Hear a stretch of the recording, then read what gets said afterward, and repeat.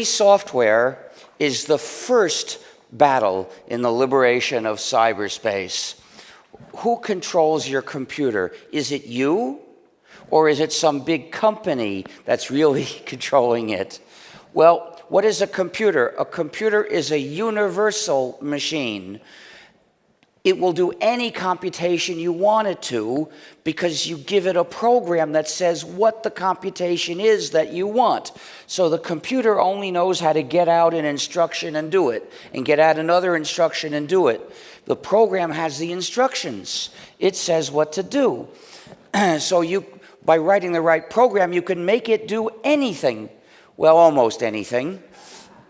So who gives the instructions to your computer? You might think it's obeying your instructions when really it's obeying somebody else first, and you, only as much as that company wants it to, will let it listen to you. With software, there are two possibilities. Either the users control the program or the program controls the users. It's inevitably one or the other. So in order for the users to control the program, they need the 4 essential freedoms.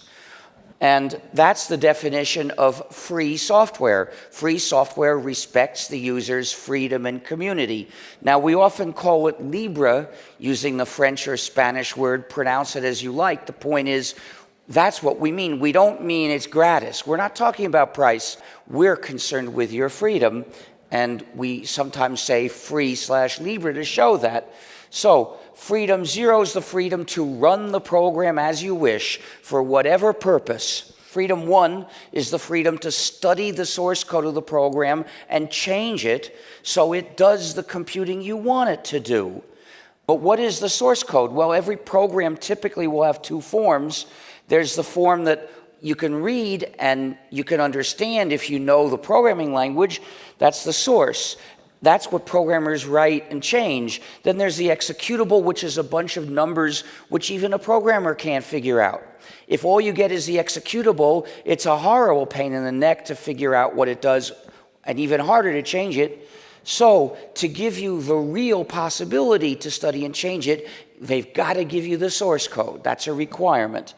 Well, with those 2 freedoms, each user separately can make a copy and start changing it and make it do what she wants. That's individual control.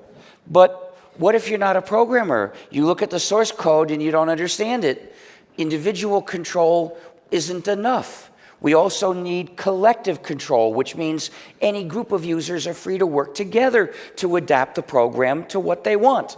Of course, in the group, some of them are programmers. They're the ones who actually write the changes, but they're doing it as part of the group for what the group wants. Of course, the group doesn't have to be everybody. So others can use it some other way. They're all free to do that.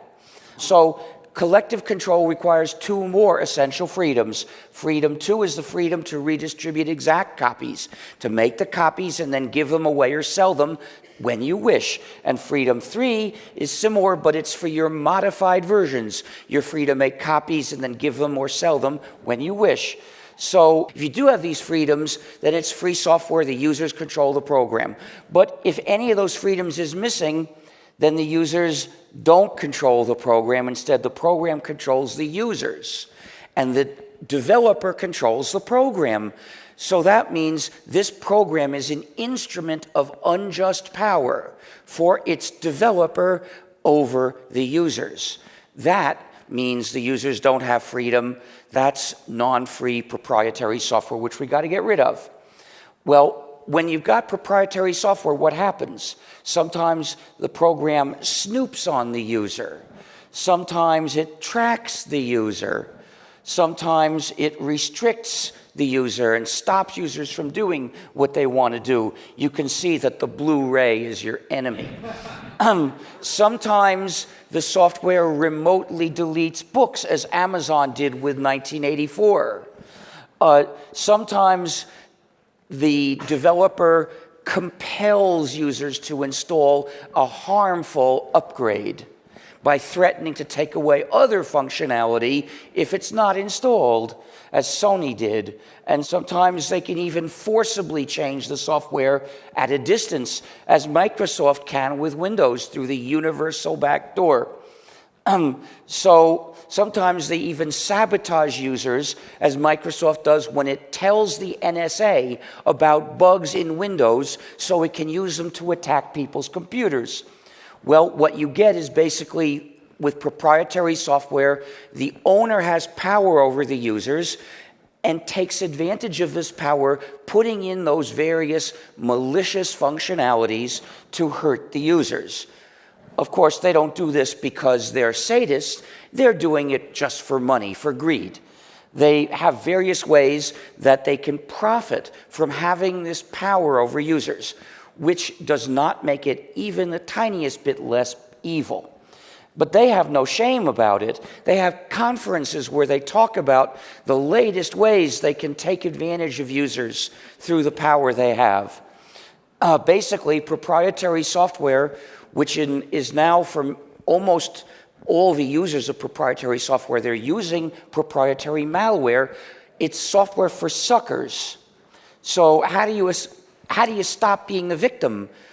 Formerly, you had to stop using computers, but not anymore. Now you can come join us in the free world that we've built. In 1983, I announced I would develop a completely free software operating system called GNU. In 1992, we had it almost finished, but one piece was missing, the kernel. Linus Torvalds in that year freed his kernel Linux, which filled the last gap and gave us the first complete system you could run on a PC, GNU plus Linux. So, unfortunately, having freedom at one point doesn't guarantee you'll keep it. There are over 1,000 different variants of GNU/Linux. They're called distributions. A few of them are entirely free software. Most of them have non-free software added because they're maintained by people who aren't concerned about freedom. They'd rather add convenience at the cost of freedom. So you have to check which is a free distro. To keep your freedom sometimes requires a sacrifice, sometimes a big sacrifice, as at Lexington. Sometimes, but in our campaign, they tend to be little sacrifices. Anybody with a little bit of maturity can make these sacrifices. For instance, you want applications, but some of them are non-free. If you want freedom, you got to do without them. So there may be some inconveniences you have to suffer for your freedom's sake. Then many websites send non-free programs written in JavaScript to the user's browser.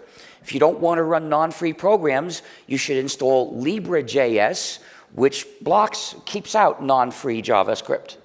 And sometimes servers will offer to do your computing. They say, send us all your data, obviously for suckers.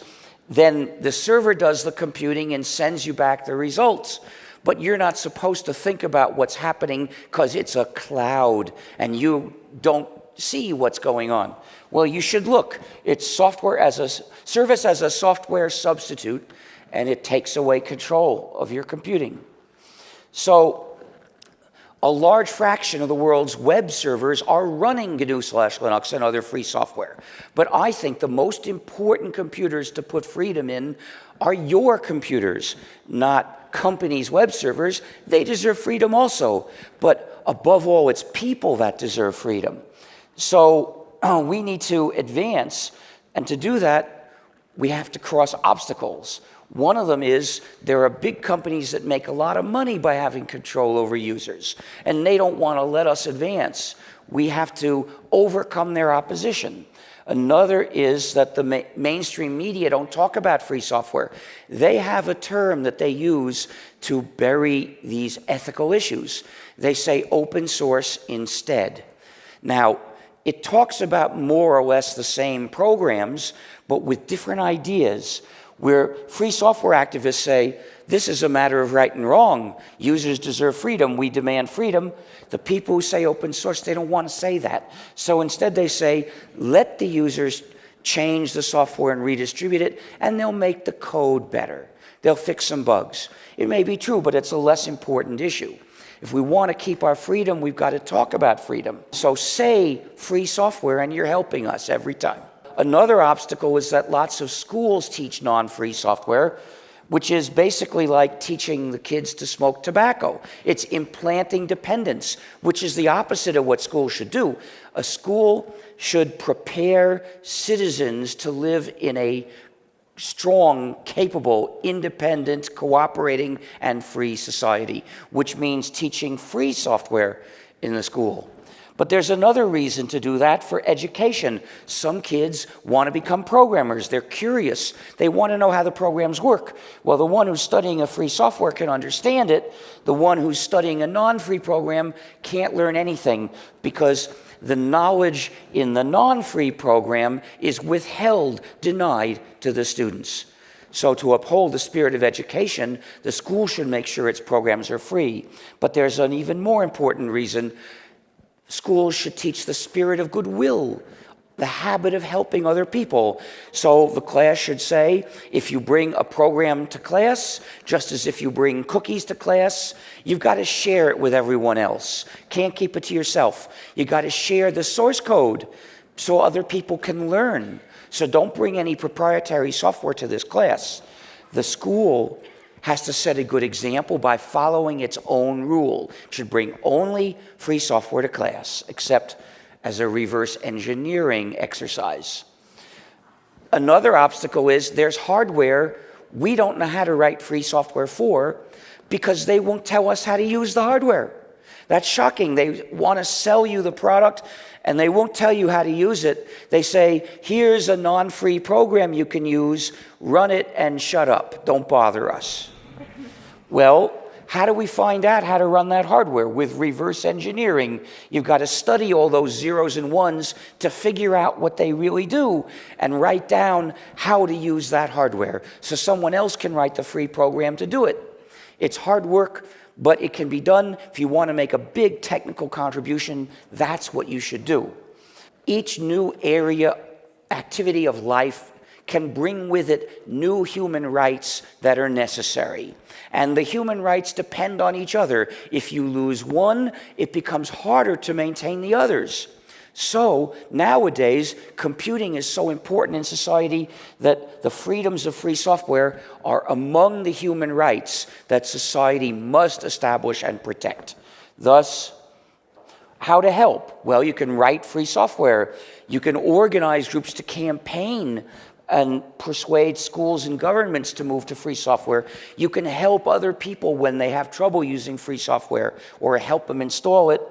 You can say free software and spread the philosophical ideas. Moving to free software is the first step in the liberation of cyberspace, but of course we also use the internet. We need other freedoms there, like network neutrality and putting an end to surveillance of people in general.